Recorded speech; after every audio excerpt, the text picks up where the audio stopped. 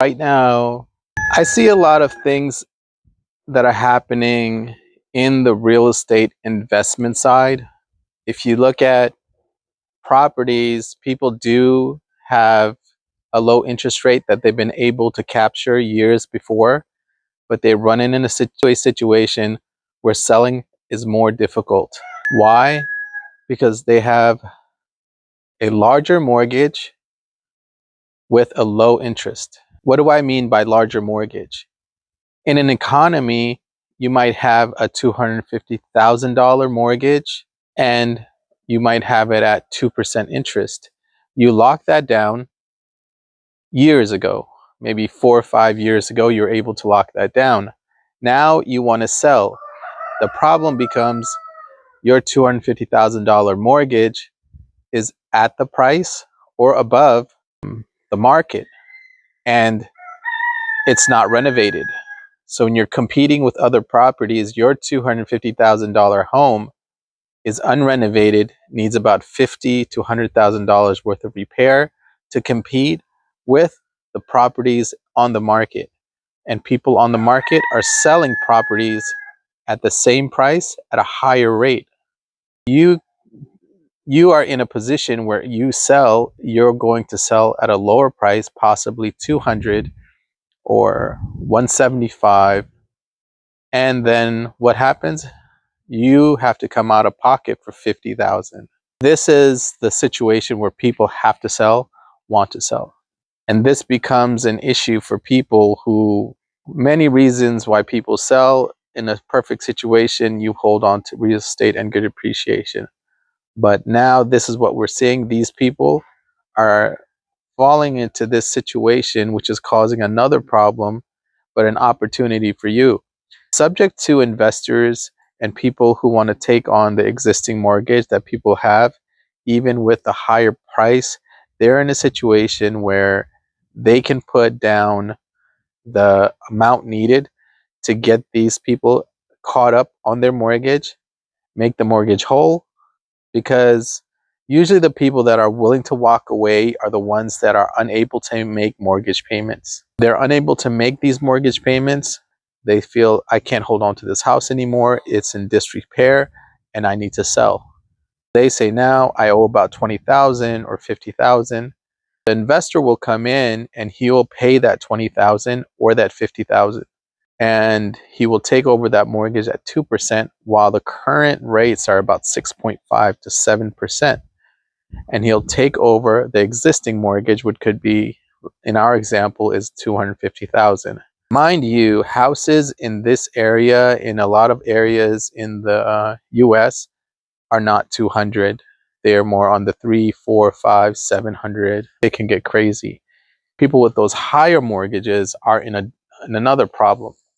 The investor would take over that mortgage and he could come in a situation where the rent is not covering the mortgage. Even if you pay down a mortgage, right, it doesn't lower your monthly amount. Paying down a mortgage, it just reduces your principal. The only way to reduce that amount is to refinance. The investor knows, I have a mortgage here at 250,000 at 2%. If I refinance, it will be at 7% or 6%, which will make it even higher monthly cost. He wants to take the value of the appreciation, so he has to actually think, am I willing to take the initial losses on these higher price mortgages, which the value is still not there, in 5 to 10 years, and then try to sell it? Or do I look for a property where the rent can cover the mortgage? Let's start all over and break down the scenario again in steps. 1, you have a $250,000 mortgage at 2%. The owner is behind in payments at, let's say, $20,000. The wholesaler comes in, makes the deal, says, I will sell this property. I will sell it for $30,000. I will take $10,000. $20,000 will be used to catch up this property. The investor receives $250,000 of a mortgage and he will receive it at 2%. You will have to make repairs. Repairs can be, I would always average repairs at 50,000 minimum. And that's my way. But anyway, let's continue. He'll come in, he'll take over the mortgage at 2%, make the needed repairs, either rent or try to sell for whatever way he deems possible.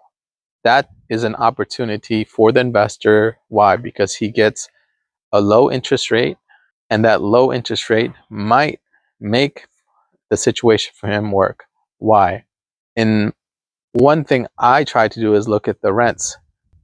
If his $250,000 mortgage at 2% is equating to $1,000 and the market rents are $2,000, he can actually rent it out, cash flow about $1,000, and then it's worth it for him to hold that property, even invest another 30 to 50,000 to try and get the property in rentable condition, and then invest. This is one of the more complex things. People don't like to do these type of subject twos, but this is the opportunity, and this opportunity happened because the federal government dropped the interest rates very low 4 or 5 years ago, and people were able to get 2 to 3% mortgages, and now mortgages have climbed into 6-7% area.